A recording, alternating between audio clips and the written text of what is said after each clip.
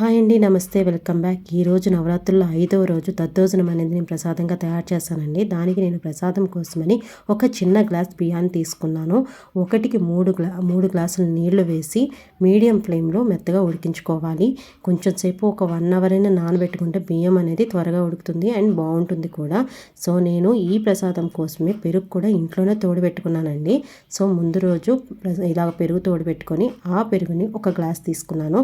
1కి 2 గ్లాసులు పాలు వేసుకొని బాగా ముందుగానే కలుపుకోండి. లేకపోతే పెరుగు డైరెక్ట్గా వేసినట్టయితే కొంచెం ముక్కల కింద ఉంటుందని చెప్పేసి నేను విడిగా వీటన్నిటిని ఇలాగా కొంచెం కలుపుకొని వేసుకుంటున్నాను.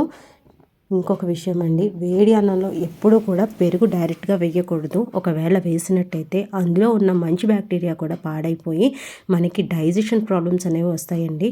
వేడి అన్నంలో పెరుగు అనేది ఎప్పుడూ యాడ్ చేయకూడదు. సో ఇలా అన్నం బాగా మెత్తగా ఉడికిన తర్వాత ఇందాక మనం కలిపి పెట్టుకున్న పాలు పెరుగును కూడా అందులో వేసుకొని ఒక 1/2 టేబుల్ స్పూన్ ఉప్పు కూడా వేసుకొని బాగా మెత్తగా కలుపుకోవాలి. సో ఇలా మెత్తగా అయిన తర్వాత ఇప్పుడు పోపు అనేది రెడీ చేసుకుందామండి. స్టవ్ మీద చిన్న కడాయి పెట్టుకొని అందులో ఒక 1 టేబుల్ స్పూన్ నెయ్యి వేసుకుంటున్నాను. మీరు కావాలంటే నూనె కూడా వేసుకోవచ్చు. నేతిలో కొంచెం 1 టేబుల్ స్పూన్ నూనె కూడా వేసుకొని ఒక 1/2 టేబుల్ స్పూన్ ఆవాలు, అది చిటపటలాడిన తర్వాత 1/2 టేబుల్ స్పూన్ జీలకర్ర, మినప్పప్పు, పచ్చెనగపప్పు, అల్లం 1 టేబుల్ స్పూన్,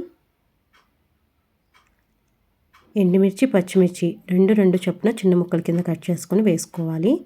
అయిన తర్వాత మిరియాలు, కరివేపాకు, తర్వాత మోస్ట్ ఇంపార్టెంట్ ఇంగువ కూడా వేసుకొని లాస్ట్లో మాత్రమే జీడిపప్పు యాడ్ చేసుకోండి. ముందుగా యాడ్ చేస్తే జీడిపప్పు అనేవి మాడిపోతాయి.